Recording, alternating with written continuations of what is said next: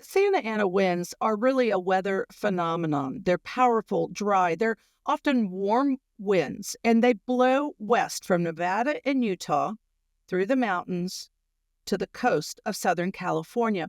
They've been described by some as drying out the hills and the nerves to a flashpoint. The region sees about 10 Santa Ana wind events a year on average, typically during the colder weather between September and January. When conditions are dry, as they are right now, these winds can become a severe fire hazard. And the Santa Anas can also create the conditions for deadly wildfires and fuel them once they're underway, drying out vegetation when they blow through, and then flaming blazes once they spark. But what started these wildfires in the first place? After all, there is a popular myth that the Santa Ana winds raise dust, fan fires, and according to popular literature, make people crazy and homicidal. So exactly whose arsonist tendencies would soon turn murderous? Was this arson? The sin, wrath, an intense, uncontrolled feeling of anger, rage, or hatred, often accompanied by a desire for vengeance, signifying a strong negative response to a perceived wrong that goes beyond reasonable anger and becomes destructive or harmful. In Christianity, it's often depicted as a destructive force, like in this case, that can lead to harmful actions. That's the why behind the crime, the motive.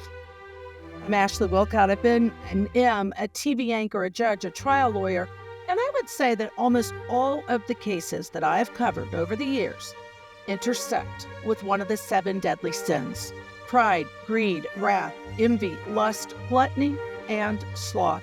The opposite of the 7 heavenly virtues, temptation that taken too far turn deadly. This week, we break down the case of the Los Angeles fires that have destroyed the Palisades and how the deadly sin of wrath may have turned an average person murderous. A little later, I'm joined by Philip Dubé in our breakdown segment, where we go deep on the how and the why of the wildfires and what may be one of the biggest cases of the 21st century, from true crime to the courtroom. Let's get into it. This is the Deadly 7. The start of a new year is more than just the turning of a page. It's a time for everyone to take stock of their lives, to make a fresh start. Around the world, the new year symbolizes a fresh start and a sense of hope, encouraging people to set goals and seize new opportunities. But this new year, on the morning of January 7th of 2025, it turned ugly. Uncontained wildfires ripped through Southern California, destroying entire neighborhoods near the Los Angeles County coast, destroying more than 12,000 homes, businesses, schools, historic structures, and buildings. The wildfires were fueled by exceptionally dry conditions and strong Santa Ana winds, killing at least 24 people and burning through 40,000 acres of the greater Los Angeles area. This weekend, evacuations order for the largest blaze, the Palisades fire, expanded. Willcott, a USC School of Cinematic Arts student, shared this experience. He says the fires here instantly affected everyone in LA. No matter where you lived in LA County, the fires in Malibu and Palisades were clearly visible as smoke overtook the skyline. The instant destruction caused a craze here in LA, and people had to abandon homes, cars, their lives to evacuate to safety. These fires roared for days, and I personally experienced ash and debris flying around me as I walked down the streets, despite being relatively far from the destruction. He says the winds that kicked up the fires were able to bring papers, books, and more all the way down to USC. I would find burnt pages from books just lying on the streets, and the cars parked outside became covered in ashes. The fires are still under 20% contained, and there's a chance that the winds will pick back up in the next few days. Classes in the unaffected area have gone online. Students and teachers are having trouble getting back to campus, and many members of the community have lost homes, pets, and loved ones to these fires. He continues to say, "This is something I've never seen before, and it is scary to say the least. I hope that everyone affected by the fires can find some sort of relief, and the rest of the LA community can help out however they can." The Santa Ana winds certainly have the potential to create life-threatening weather conditions, and they absolutely have been a significant cause in the spread of these fires. They can lift embers from an existing fire to an unburned area where they may ignite a new fire. This is according to Jesse Torres, who's a battalion chief for the California Department of Forestry and Fire Protection. Damage caused by the strength of the Santa Ana winds can also inhibit firefighting operations, Mr. Torres has said, because dangerous winds can temporarily ground fire department aircraft. And even if the aircraft can operate, the powerful winds affect the ability to make drops with retardant in water and how effectively those drops are able to actually reach the fires. The high winds, he continues, can also topple trees, which put people at risk of harm and can obstruct emergency vehicles and evacuations from areas in danger. One of our bigger concerns is not only for the public, he says, but ourselves. As firefighters, their downed power lines and downed fire poles fall down and can affect the firefighters. Santa Ana winds not only cause ripe conditions for wildfire development, but obviously they can also be responsible for the scale of destruction that follows. Mr. Torres describes it in this way. Like a hairdryer, the winds then strip the vegetation of a lot of its moisture, meaning that fire can catch quicker and the vegetation burn more readily. The real question today, the cause of these murders and destruction. How did these fires even start in the first place? Who lit the match that has ignited an entire city? Was there an arsonist? Or did something else start these fires?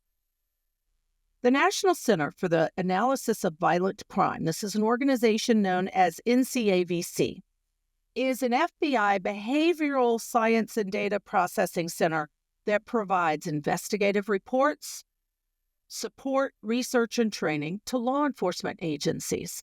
The NCAVC classifies arson motives into 6 different categories: vandalism, excitement, revenge, wrath, crime concealment, profit, and extremists. Pyromaniacs, you may have heard that term, they're motivated by psychological needs such as revenge, spite, power, and our deadly sin, anger. They are often products of broken homes, are loners, and they have history of mental illness. The most common motive for arson is revenge, where individuals intentionally set fire to property as a form of vengeance or retaliation against a person or a group perceived as having wronged them. And what causes revenge? Wrath, one of the 7 deadly sins. Irrational motives include an unconscious urge to set fire for psychological release from stress, that's called pyromania, or psychopathic behavior, which is fire setting for ritual purification, for sociopathic behavior, which is rebellion against rules and symbols of authority, and fascination with fire, all irrational motives that exist. And during the course of an arson investigation, as we move from true crime to the courtroom, remember this: it's not easy to spot the signs of an arsonist. It's not like if you go into their apartment, there are arsonist magazines, or that they've locked themselves in a bathroom looking at pictures of fire, says N.G. Borelli, a forensic psychologist who focuses on the psychology behind the starting of fires. He's examined criminal behavior in arsonists for 29 years. Here's what else he had to say. People hide it pretty well. They divide arsonists into broad categories of the type of people that commit this crime. First, there's the for-profit arsonist. And James Burns, who's president of the Firemen's Association of New York, says the for-profit arsonist is the hardest to catch. It could be the building owner. Are they a suspect? Of course not, because the poor person is suffering. He just lost his home. He lost his business, and he's getting the sympathy of the public. The second of the broad categories is the revenge-motivated arsonist. And these are the people who set fire out of rage. Revenge-motivated arsonists feel as if they need to retaliate in order to be satisfied. Now, such arsons can be divided into personal revenge and societal or institutional retaliation. In 1990, there was a jealous ex-boyfriend of a clubgoer at the Happy Land Social Club. In that fire, 87 people died. The third of the broad categories of the type of psychology behind an arsonist is the hero. The hero is described as the people who set fires just to rescue the victims. The hero thrives on excitement and attention. Now, there's a subcategory of the hero, and that's the firefighter arsonist. More than 100 firefighters a year are arrested for arson, according to a 2008 report from the National Volunteer Fire Council, and this is a national association that represents volunteer fire, EMS, and rescue services. Firefighter arson is the term that's used to describe this, and in the early 1990s, an FBI study concluded that 75 firefighters were responsible for 182 fires. Next of these broad categories, again, describing the type of individual who chooses to willfully, purposely start a fire, is the firebug. The firebug is also called pyromaniac. And this is the person who's excited, sometimes sexually, by fire and the adventure of being a firebug. There's some pleasure taken by the fact that they are the source of the fire and the sense that it starts with them, said Burrell. These people enjoy the pageantry of the fire trucks, the presence of police officers, as well, sadly, tragically, as the distress of the victims. Most firebugs surround themselves with their achievement, watching and rewatching the news and the coverage of the fire.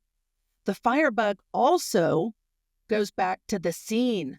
This is a nurse who has for 8 years conducted in the field psychological evaluations, including of arsonists for the San Diego police.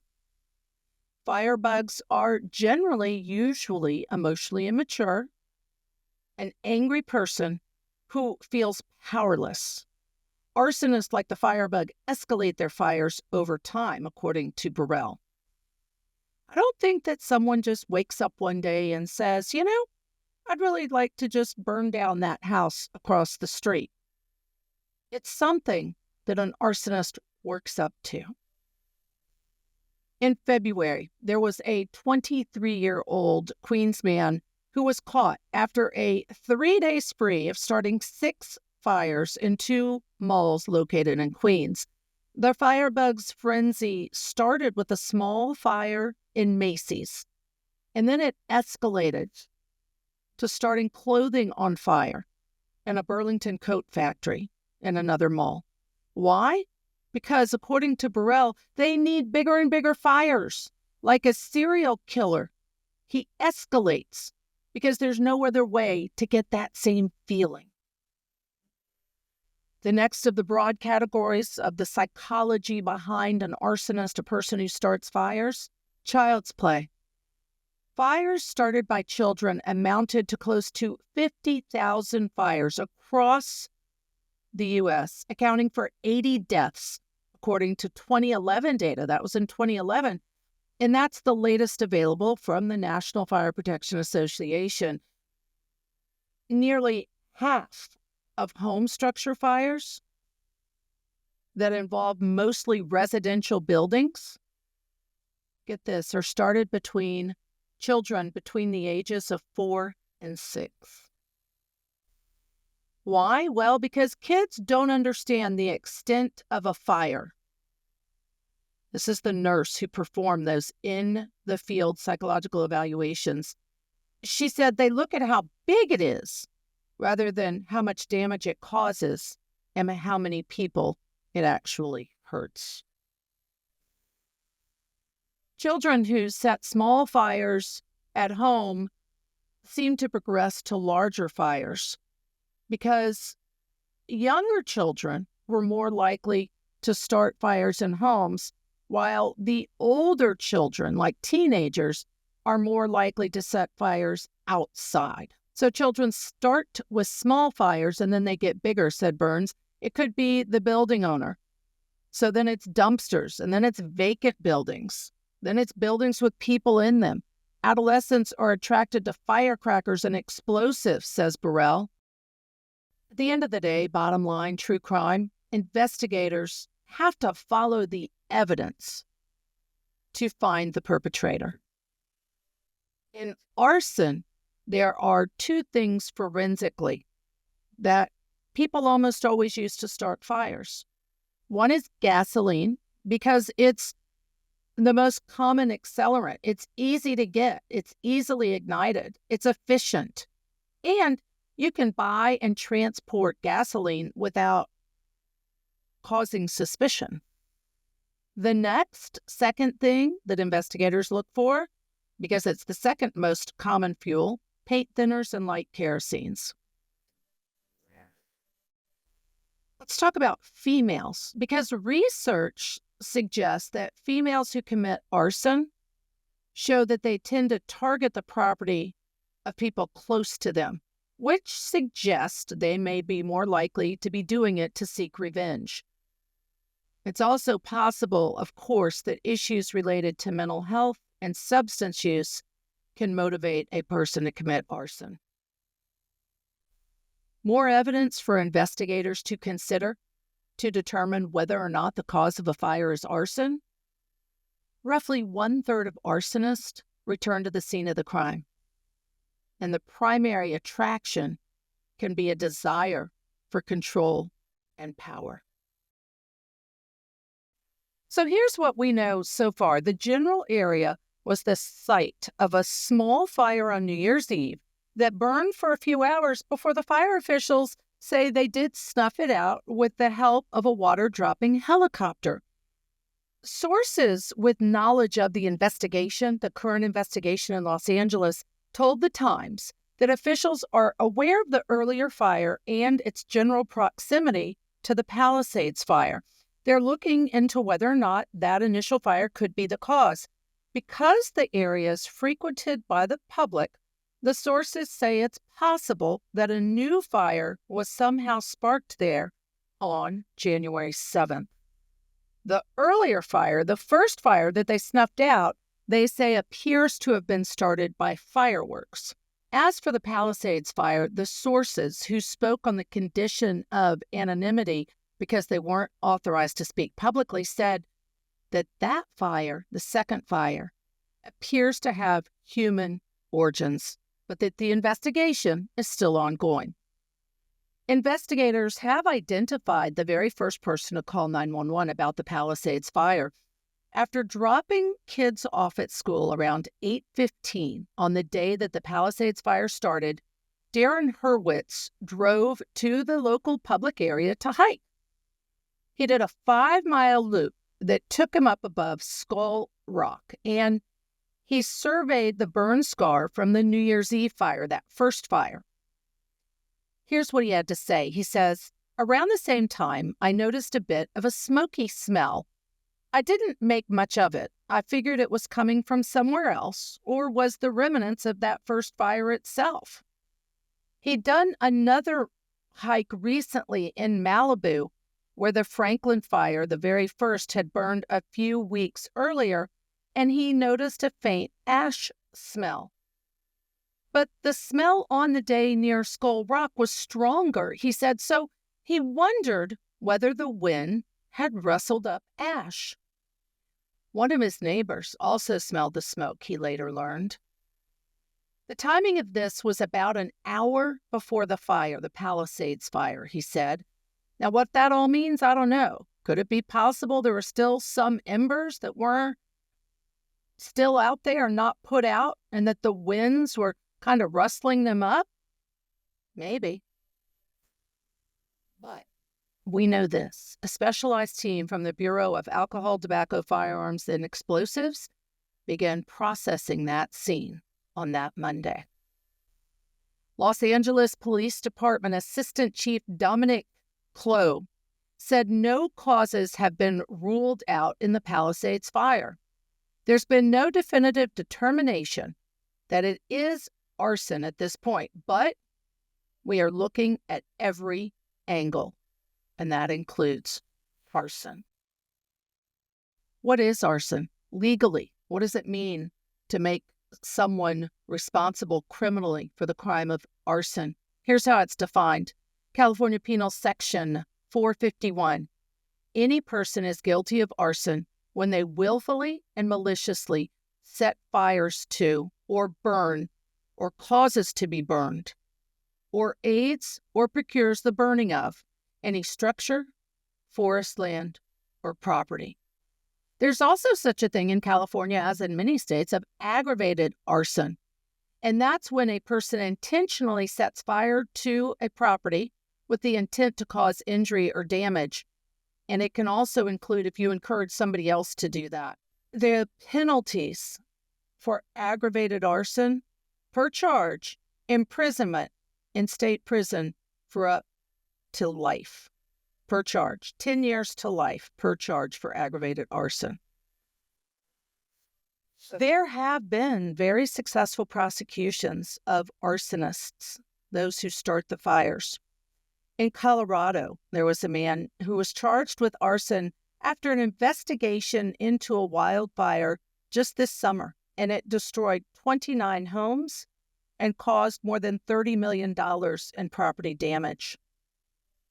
Jason Alexander Hobby, he was 49 years old. He was arrested on that first-degree arson charge in connection to the fire. It started on a guest ranch where he worked, about 60 miles north of Denver. The wildfire also damaged 4 other homes, destroyed 21 outbuildings, burned 15 square miles of land before it was finally contained. All of this begs the question, who is responsible for the Los Angeles wildfires? Was a person so wrathful, so vengeful, that they purposely, intentionally set fire? And joining me now is one of my favorites, Philip Dubé, who is not only brilliant, but is hysterical, a former public defender and now court-appointed counsel, also a resident of LA, California. I know you're not there yet, Philip. You've been traveling, but I can't thank you enough for joining. I want to start by saying, I remember when I first felt the Santa Ana winds. We were visiting California as a child, and I remember feeling like, and I love hot weather, it was like this mysterious invitation to throw up my hands and dance around because it felt great. I love the idea of those warm winds whipping around me, and I felt like it was mischief and shenanigans. And it felt to me as a kid like it was the first day of summer if you're in elementary school, or a snow day if you live in Atlanta and we don't usually get snow. And, I just loved the feeling. Now, I know that generally these winds only last a few days at a time, or at the very most, from what I understand, a week. And it's ironic to me that in doing research, I learned these winds are also known as the devil winds or red winds. And so the question I have, the burning question is, I want to know what ignited these deadly California fires. Was it the wrath of an arsonist? So, Philip, start with where you were when you found out about these fires. I was literally on an airplane.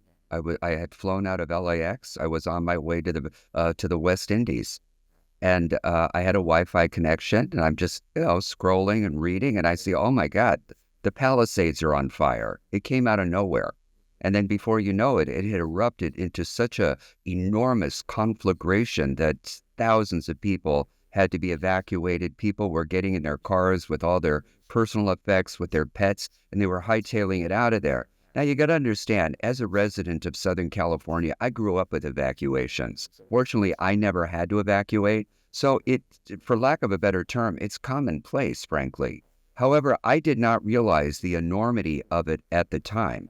It was growing exponentially. Before you know it, or knew it, other regions started catching fire. And then the entire basin, if you will, the Southern California basin was ablaze. And from what I understand, it looked like a nuclear holocaust, and everybody had to get out of there, So that I had never experienced. So this is probably going to be the worst I've ever experienced in my lifetime. It's unbelievable because it does look like a war zone. If you look at photos now, there's been a lot of talk about some of the photos are AI and not real. But I've spoken to people who have been there on the ground to say, yeah, these are real photos. The Palisades do look like a bomb went off. The other thing I have to tell you, Philip, I was watching, it was Entertainment Tonight, and they had a TV star, and they were interviewing him. And he said that he was in his home with his entire family, with his children and wife. They were safe watching the TV. And they were watching, and they said, that looks like our neighbor's house. And they looked out, and it was their neighbor's house on fire. For them to say, oh my gosh, we have to get out of our house. They grabbed very little because they literally had to get in their car, drive away. And this is not the only story like this. So let's start with that. The destruction of personal homes, businesses, historical sites. Will Rogers' home was burned down.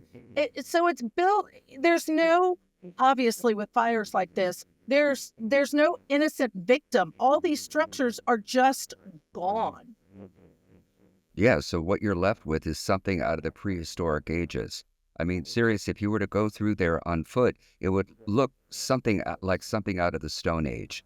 Everything is gone. It kind of reminded me of that Raquel Welch film, 1,000 Years BC. It was kind of a cheesy 1960s sort of Eolithic type film. I don't remember who made that movie, but there you have this hot model walking around amid, stones and rubble. I mean, that's really what it looks like. You have attractive, successful people literally just standing around in a heap of rubble. Now what? Well, now what is everybody has to get out of that area. You're not even allowed back into the region until you get clearance by law enforcement. They've declared the entire region a crime scene. Wow. All right. So now what, though? They've declared that region a crime scene. We're going to put a pin in that and come back to that. But what does it mean for any more fires? We know they're expecting more winds. So is it contained? Well, not completely. Certain areas are, but the Palisades are still burning. The last I heard, I think it was 20% contained. That means that the valleys, the hillsides, the arroyos, everything in that region is still ablaze. So they don't have complete control over what's happening. And unfortunately, they don't have the infrastructure, the resources, or the manpower, or the water, frankly, to get in there and completely suppress the entire fire. It's still going. And now that more katabatic winds are coming, those below gravity ecosystem type heavy Santa Ana winds, you can bet that there's going to be more fires. This is not over yet. And that's why I have not gone back to California. I'm waiting for it to calm down. Because even those who aren't directly affected by the fire, you've got all the ash all over the things in the air, allergies, though not able to breathe. I mean, it Yeah. affects so many people in so many ways. Let's talk about, you just mentioned something, the lack of water. How has a lack of resources affected this? Because I know everywhere across the nation, first responders don't make enough money. We know that. But specific in California, since that's where you live, tell me about that piece of it, the resources, the pay, the number of firefighters. Is that, in your opinion, affecting the fires? Of course it is. It's sort of like this confluence, if you will, of all these negative factors, all these cofactors that cause this disaster. First of all, you don't have enough manpower. You imagine your house is on fire, you pick up the phone and call 911 and nobody shows up. What are you supposed to do? You're left to your own devices. That means you got to grab whatever you can, get the animals, the kids, everybody out of the house and find some type of shelter where you can kind of hold down until everything is over. And then what else? There's no water. We've had a terrible drought here in Southern California for years now. This year alone, I don't think we've had a quarter inch of precipitation where I live. It's completely arid and dry. There's no moisture, none whatsoever. And then you don't have the aqueducts and the reservoirs where they've stored up water from snowpacks in the neighboring mountain ranges to use in the event of these types of disasters. So everything failed. Then, of course, you don't have enough manpower. Why not?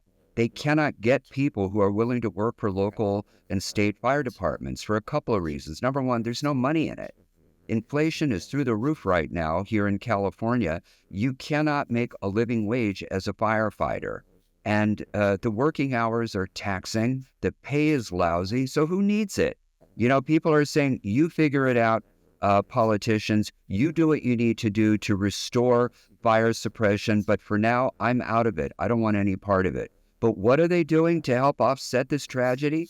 They're using inmates in the Department of Corrections to go out and help fight these fires. So they're willing to take convicted felons, pretty broadly defined, by the way. There are some exceptions. For example, they won't take sex offenders. They won't take arsonists for obvious reasons. They won't, right?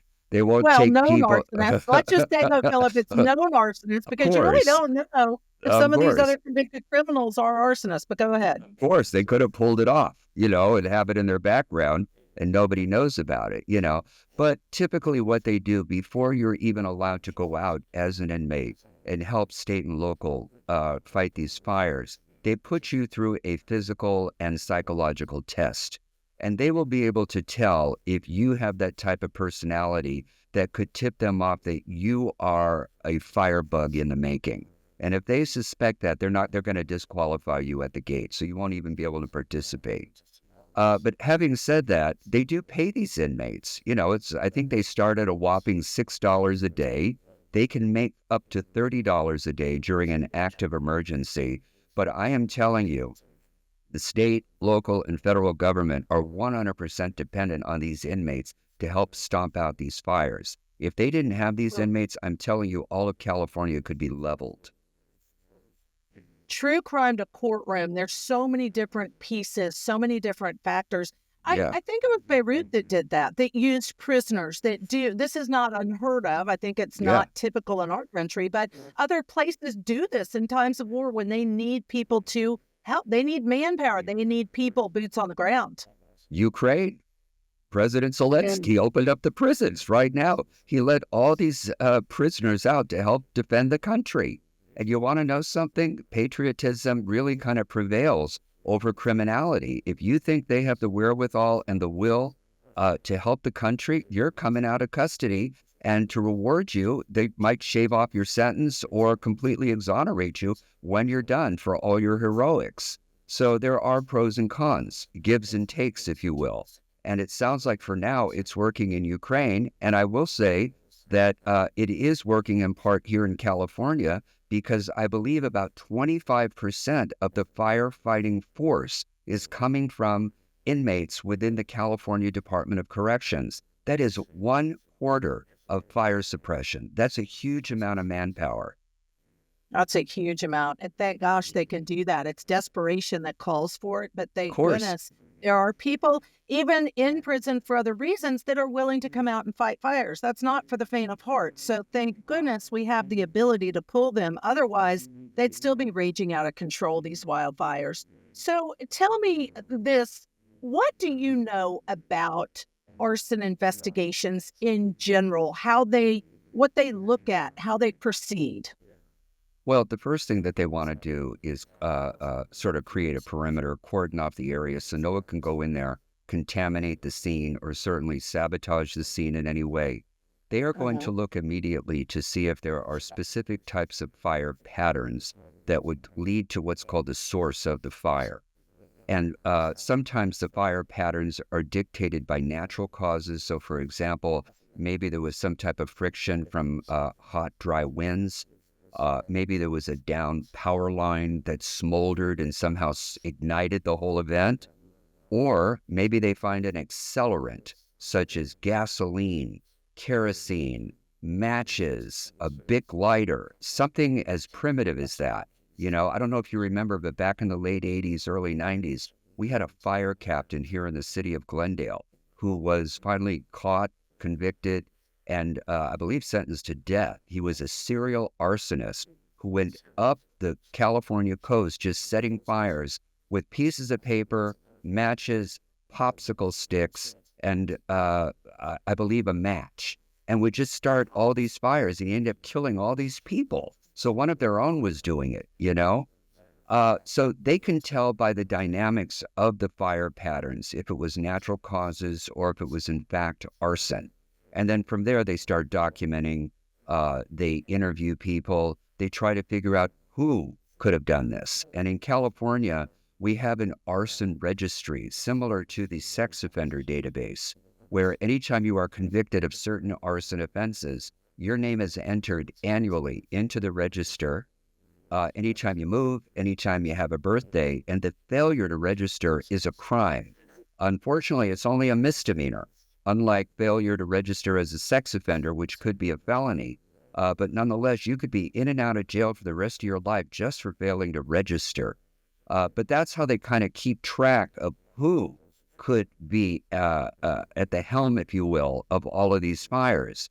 And if not, then they try to look to other behavioral clues as to who could have been involved.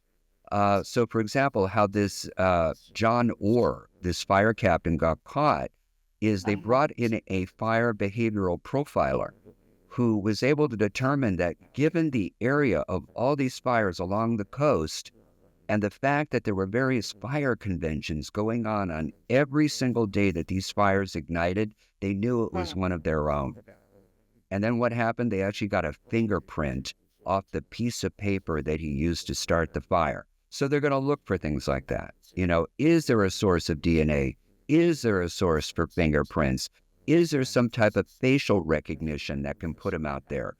Is there video that picked up a car license, a license plate, a make and model of a car? And I'm telling you, it goes from there, and they will eventually be brought to justice. And let me just say, we have no idea at this point in time if it's an arsonist. If so, it could be a child, it could be a firefighter, it could be a firebug. Oh, you have a lot to say on that. But before I get to that, I just have to say, this is why I love you, Philip Dubé. I've never heard of an arson registry, probably because I've never lived in a state where wildfires are such a problem, right? And need to be dealt with so seriously. But it's fascinating. A sex abuse registry is in every state in the nation. An arson registry is new to me, but I'm relieved to hear it in an effort to stop arsonists. But all right, so how do you treat 40,000 burned acres, which is what we're looking at currently? There's probably going to be more, unfortunately, in Southern California. How do you look at that big of an area as a crime scene? Well, the first thing you're going to do is you have to go through it with a fine-tooth comb to figure out where the sort of centrifugal force began. So, in other words, they're going to look for certain burn dynamics, burn patterns, and they'll be able to tell if that was the initial source of the fire. So, and not only will they be able to tell if that was the initial spot and source of the fire, but they'll be able to determine what caused it. So, for example, was there an accelerant? Was it some type of natural cause? Was it just some type of natural fire in the brush? Was there lightning, maybe? Who knows? Maybe it was a rainy night, not here in California, but that is an example of how you could get a brush fire or a forest fire. And I don't know if you're aware of it, but we have, just for the Department of Corrections alone, 500 fires per conservation camp annually that have to be put out. That's how common and widespread these fire episodes and events are in California. So, thank the good Lord that we actually have these inmates who can help participate at the state, local, and federal level. Otherwise, I'm telling you, the entire state would be reduced to ash. Yeah, I completely agree and support everything you just said. Was this set by a person? Do you think this fire, because they have narrowed it down, there was a little one, then another one, they kind of narrowed down where they believe it started. But yes, tell us more. I have zero doubt that this is all arson.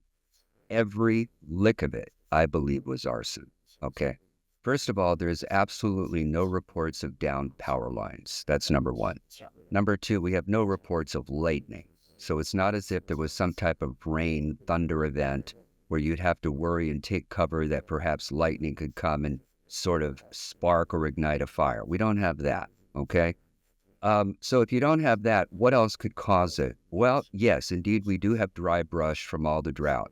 But I think all the fire and arson experts will tell you that fires don't just emerge out of the ether. Something has to spark it. And the most common way to spark it is with some type of human interaction, either with an accelerant, some type of fire source. Sometimes somebody could maybe take a match, or something as primitive as a popsicle stick and a piece of paper and some gasoline, or even a torch. Just take a torch and go out there and just start the whole event. But the fact that there were so many spread out all over the place, as opposed to being, immediately adjacent to one another, tells me that you have a firebug going from situs to situs, deliberately and maliciously starting all these fires. And unfortunately, we don't have the manpower to stand guard in every community like a neighborhood watch to look out for pyromaniacs. We just don't have it. But I have a feeling it is some maniac out there who is just looking for a major payback. And I hope he or she is happy, because this is the result. And by the way, I have defended arsonists. I've had many arson clients over the years, also females. I had one during the pandemic. I won't give her name, bless her heart. She was mentally ill, but she started a fire at a nursing home in Santa Monica. They had to evacuate the entire nursing home. You had 90 displaced elderly people who had to get out because their entire home, the placement, was ablaze, and she went to prison. The case settled, obviously, but it was weird that you have a woman in her early 50s starting a fire like this. Normally, you associate this type of mischievous, puckish behavior with young punk guys, just looking for some fun kind of thing. Like the kids who like to play with fireworks, being stupid. And it's not always the case. And hers was over an argument with her boyfriend who worked the front desk at the nursing home. And what happens next? She goes into the subterranean garage with a gas can and set the place on fire. And they found the gas can cap with her DNA on it. The rest was history. That was it. That's it. That evidence that they follow, these investigators. But to your point, they do say that often if a female starts a fire, it's for revenge, that's the reason. And there you just gave, that's the reason she started it in that case. But Philip, talk about, so as we're listening and I'm talking and thinking about these fires being set by someone specifically, the other part of this that I think assists in an investigation is the statistics around how many people start it to be a hero. So they may go back to the scene and be located at the scene of the crime because they're watching and they like the pageantry of all the fire engines and the police, and they may want to help with the victim. So I think that's another piece of potential evidence, is they could have started all these fires and still be there watching these fires.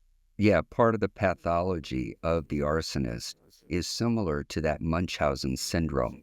You know, you want to be perceived as being the doting, caring local citizen with pride in ownership, pride in community, out there to help, lend support, offer up your home, offer up your car, maybe even offer up money to help uh, uh, find shelter for people and feed people. And in the end, you're the one starting all of this.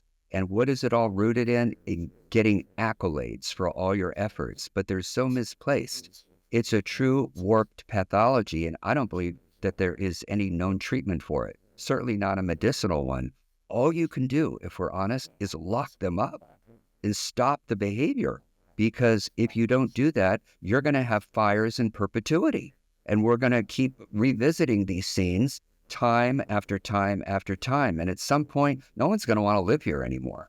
If government and political leadership doesn't step up to do something about this, or at least have the resources in place to combat these fires, no one's going to come to California. And by the way, nobody's going to insure your property. That's what I was going to say. I'm terrified. I'm going to get a letter from my carrier saying, sorry, but even though you haven't had any claims, we have to kind of spread the loss and the risk of loss. And we are not going to write or renew policies anymore in Southern California. So from now on, you're on your own. You have to find another carrier. And when you do, it's going to be 10 times the amount. Insurance is a fortune here now. And by the way, not just homeowners, car insurance, earthquake insurance, all of it. It's a bloody fortune. All of it.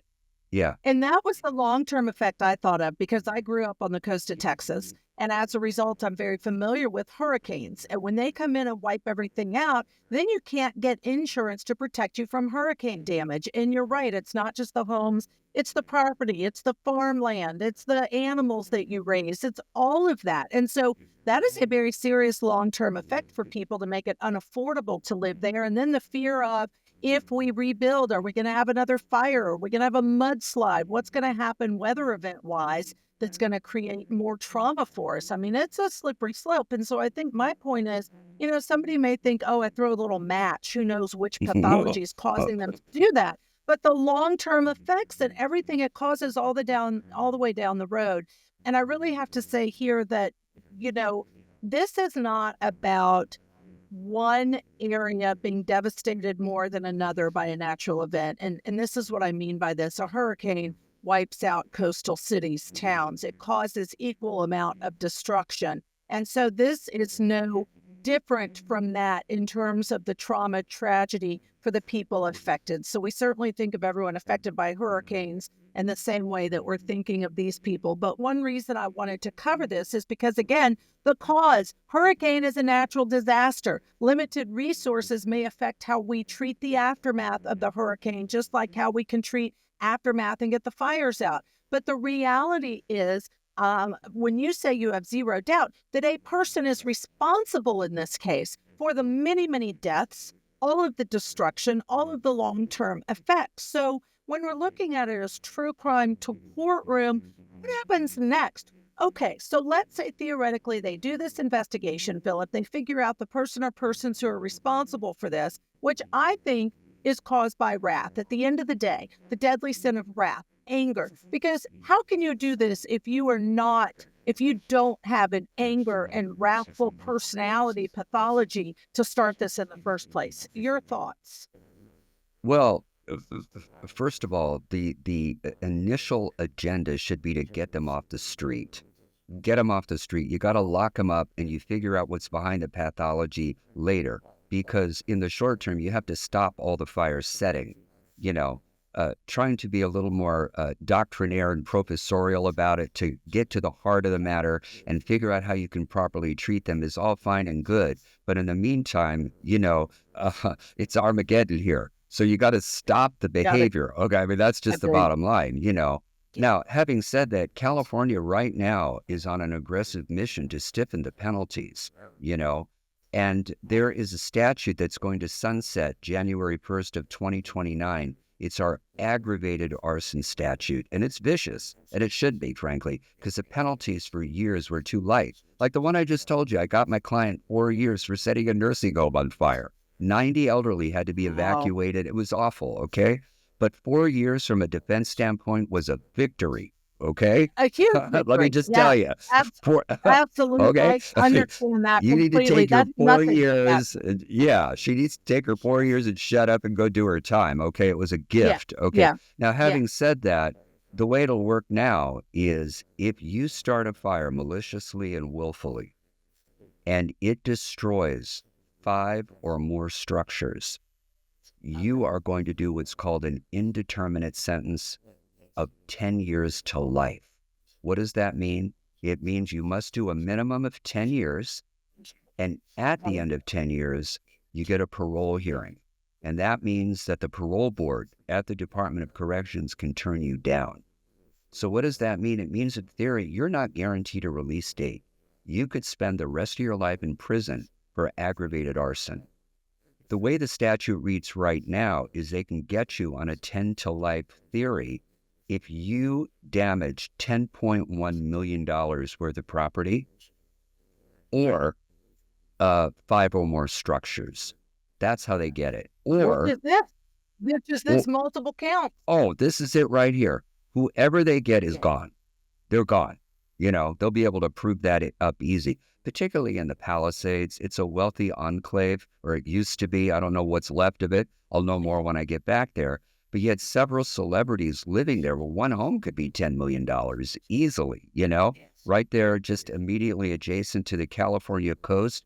You have this wealthy, affluent sort of Hollywood enclave of people. It's not going to be hard to prove up that loss or that element, if you will, of aggravated arson. So whoever they catch, I am telling you now, is probably never going to get out, ever. You know LA. You're a resident there. You are so embedded in the community. Tell me, Philip, how do you think people there, you've talked to colleagues who have lost their homes. How do people there feel about the fact a person could be responsible for this and what should happen to that person? Oh, let me tell you, bleeding heart, liberal public defenders want them to get death. Okay? Honestly, people who are typically anti-death penalty would have no problem with it. They would get on that jury, be the foreperson, and garner unanimity, convict, and sentence these people to death for this. Of course, only if somebody died. And right now, I think the count is in the high 20s, and that'll 24 qualify. right now. 24 deaths, I believe. I think it is growing because the cadaver dogs are going into all these regions, and I'm telling you, they're going to hit on more and more victims, and that'll be released soon. But having said that, they can get them on a felony murder theory per count, and it could render them death eligible. And with the new elected DA here in LA County, Nathan Hochman, he will do it. He will absolutely amass all resources in his arson fire unit and go after these defendants for this mayhem. He will. Because of the wrath of the people. I mean, I can't even imagine how everyone that lives there feels, either having lost everything, knowing someone that's lost everything, losing loved ones because they're burned in a fire started by a person. Are you kidding me? You've got to be kidding me.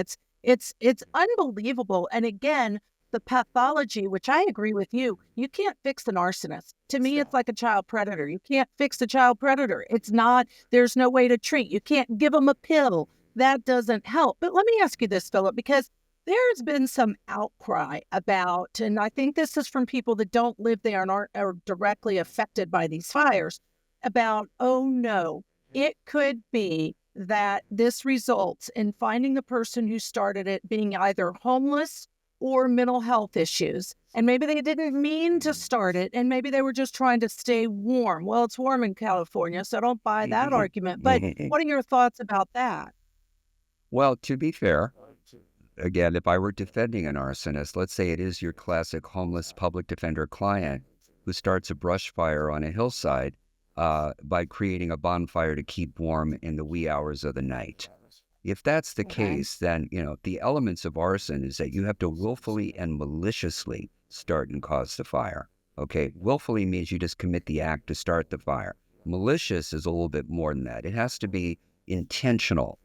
So if you don't actually intend with that type of malice to create this type of blaze, then it is a mental defense to the crime. It is. And the prosecution would have to prove that beyond a reasonable doubt.